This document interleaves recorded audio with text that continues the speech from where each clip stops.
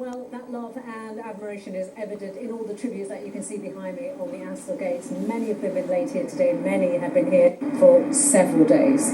Now, often when a footballer leaves the club to sign for a local rival, the fans who lose their hero feel betrayed. Cyrille played for 4 clubs in the Midlands, but with him, it was different. We brought together fans from all 4 of his West Midlands teams to talk about why he was so special. Cyrille played for all of these clubs, and he was loved equally by all Midlands fans. There was a moment when he played at Wolves, for Wolves, and the Albion fans were singing "There's only one Cyrille Regis," and the Wolves fans were singing "There's only one Cyrille Regis." Can you imagine that happening to any other? I don't know. Has there ever been another player that got that? I doubt it. Whenever I saw him at Coventry, everybody always gathered round him and wanted to be around him because he just was a very special figure. Of course, the only major trophy that Cyrille actually won, and it's amazing really, it was just the one trophy he won, and so deserved. That side was so unexpectedly winners of the FA Cup final. I was there that day, it was a great day, and Cyrille was just synonymous of the team. Villa fans are, talking as one. We were over the moon to see Cyrille Regis in the claret and blue shirt. It was fantastic. We'd remembered him terrorising defences for Albion. We remembered him, for a lot of the 80s doing fantastic work in Coventry, including the cup final.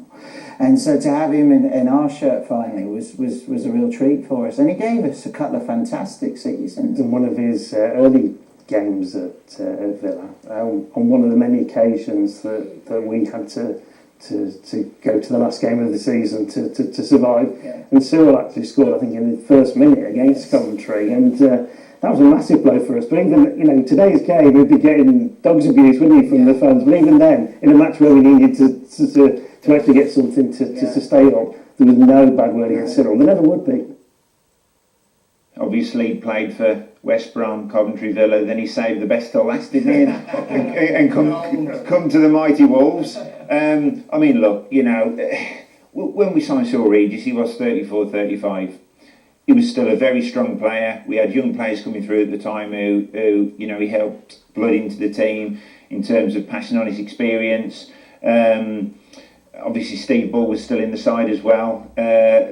But he was, a very, very strong player. That's what I remember about him, his strength. As we talked about earlier on, obviously he played for the 4 clubs, but obviously West Brom being your big rivals, there was no animosity there, I guess. No, and like I said, I was here that day when he come on a sub and he got a standing ovation from both sets of supporters. Bearing in mind, he's wearing a gold shirt, he's coming on a sub, and it would have been easy for the West Brom fans to do a few, cheap jokes or, to not show any respect, but the respect from both sides of supporters, especially the West Bromwich Albion supporters on the day, was unbelievable. One thing that we haven't discussed is that he played for all these teams, but there's one strip that he also put on, which was the England shirt, and that unites everyone. And when he put on the England shirt, it doesn't matter what your club is.